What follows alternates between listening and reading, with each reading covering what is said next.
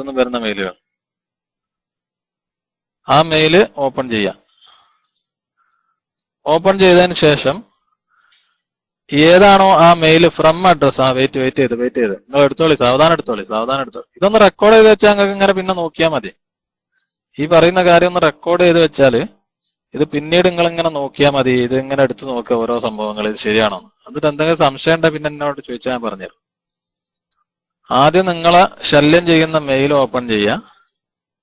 ആ മെയിലിന്റെ അഡ്രസ്, ആ address entirely address copy ചെയ്യുക. അതായത് പിന്നെ ഞാൻ നേരത്തെ ഇവിടെ ടൈപ്പ് ചെയ്തതാ, തെറ്റിപ്പോവാതെ no reply at 2mail.com. ഇതിപ്പോ ഒരു ഏതോ ഒരു ഇതിൽ നിന്ന് വരുന്ന ഒരു അഡ്രസ്സാണ്.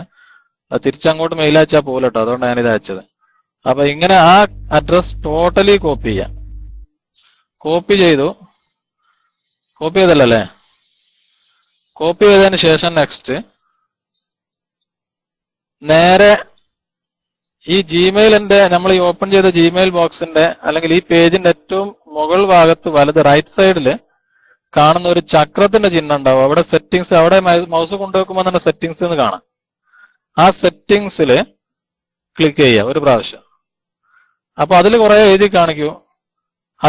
അതിൽ സെറ്റിംഗ്സ് എന്ന് എഴുതി കാണിക്കുന്ന അതിൽ ക്ലിക്ക് ചെയ്യുക. ആ സെറ്റിംഗ്സിന്റെ ആ ചക്രത്തെ ക്ലിക്ക് ചെയ്താൽ വരുന്ന ചെറിയ വിൻഡോയിൽ കാണുന്ന സെറ്റിംഗ്സ് ക്ലിക്ക് ചെയ്യാം. ഞാനിത് തീരെ എന്നെ അറിയാത്തവർ ഉദ്ദേശിച്ചാട്ടോ ഇത്രയും വിശാലമായിട്ട് പറയുന്നത്. പിന്നെ അറിയുന്നവർക്ക് ഇതൊന്നും ഒരു പ്രശ്നമല്ല. അതിനുശേഷം സെറ്റിംഗ്സ് ക്ലിക്ക് ചെയ്ത് കഴിഞ്ഞാൽ സെറ്റിംഗ്സിന്റെ ആ പേജിലേക്ക് മാറും. ആ പേജ് ഓപ്പൺ ആവും. അപ്പൊ അതിൽ മേലെ മെനുവിൽ കാണുന്ന ജനറൽ, ലാബൽസ്, ഇൻബോക്സ് എന്നൊക്കെ എഴുതി കാണിക്കുക, അക്കൗണ്ട്സ് എന്ന് എഴുതി കാണിക്കുന്ന അതിൽ 1 2 3 4 5 5th അഞ്ചാമത്തെ ഇതാണ് ഞാൻ ഈ പറഞ്ഞ ഫിൽറ്റേഴ്സ്. അതിൽ ക്ലിക്ക് ചെയ്യാം. ആ ഫിൽറ്റേഴ്സ് ക്ലിക്ക് ചെയ്യാം. ഞാൻ ആർക്കും മെയിലാക്കല്ല, അത് പ്രശ്നമല്ല. ആ ഫിൽറ്റേഴ്സ് ക്ലിക്ക് ചെയ്യാം. ഫിൽറ്റേഴ്സ് ക്ലിക്ക് ചെയ്താൽ ഫിൽട്ടർ ചെയ്യുന്ന ആ പേജ് ഓപ്പൺ ആവും. അതിൽ കാണാം താഴെ ക്രിയേറ്റ് എ ന്യൂ ഫിൽട്ടർ. നിങ്ങൾ അതിൻ്റെ ഉള്ളിൽ കുറെ എഴുത്തൊന്നുമില്ല, ഉള്ള എഴുത്തുകളിലൊന്ന് പരിശോധിച്ച് നോക്കി. അതിൽ കാണാം create A new filters, import filters എന്നൊക്കെ പറഞ്ഞിട്ട് കാണാം. അതിൽ ക്രിയേറ്റ് എ ന്യൂ ഫിൽറ്റേഴ്സ് എന്നുള്ള അതിൽ ക്ലിക്ക് ചെയ്യാം. അപ്പോൾ ഒരു ചെറിയ വിൻഡോ പ്രത്യക്ഷപ്പെടും. അതായത് ഫിൽട്ടർ ചെയ്യേണ്ട അഡ്രസ് ടൈപ്പ് ചെയ്യാനുള്ള ആ പ്ലേസ് നമുക്ക് കാണാം. അതിൽ ഫസ്റ്റ് കാണുന്ന കോളത്തിൽ ഫ്രം, കൂടുതൽ നിങ്ങൾ ആലോചിക്കേണ്ട, ഫസ്റ്റ് കാണുന്ന കോളത്തിൽ നിങ്ങൾ നേരത്തെ കോപ്പി ചെയ്ത് വെച്ച എന്റെ അഡ്രസ് ആണെങ്കിൽ അത് കോപ്പി ചെയ്ത് നേരെ ഡയറക്റ്റ് പേസ്റ്റ് ചെയ്യുക, അല്ലെങ്കിൽ ടൈപ്പ് ചെയ്യുക. അവിടെ ടൈപ്പ് ചെയ്യുക, പേസ്റ്റ് ചെയ്യുക. ഈ അഡ്രസ് ക്ലിയർ ആയിരിക്കണം, എന്നാലേ എന്ത് ചെയ്യും, ക്ലിയർ ആവും, ഈ ഫിൽട്ടർ ക്ലിയർ ആവും.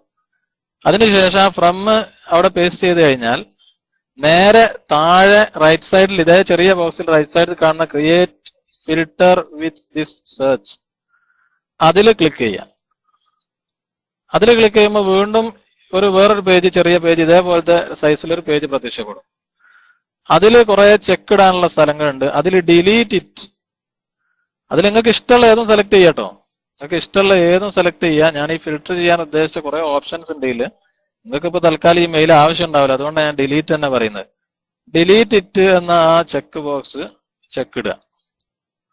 അത് ചെക്ക് ഇട്ട് കഴിഞ്ഞതിന് ശേഷം താഴെ ആൾസോ അപ്ലൈ ഫിൽട്ടർ അത് എഴുതിയാൽ നേരെ 2 എന്ന് പറഞ്ഞിട്ട് നമ്പറുകൾ ഉണ്ടാവും, 8 10 100 50.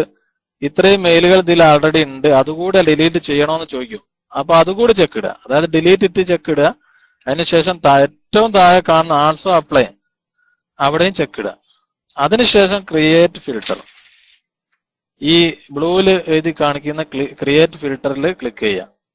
അപ്പൊ നമ്മൾ ഉദ്ദേശിച്ച ഈ അഡ്രസ് എന്തായി, ആൾറെഡി നമ്മളെ മെയിലിൽ ബ്ലോക്ക് ആയി കഴിഞ്ഞു എന്ന് മാത്രമല്ല, ഇതിൽ വന്ന മെയിലുകളൊക്കെ ഡിലീറ്റ് ആയി.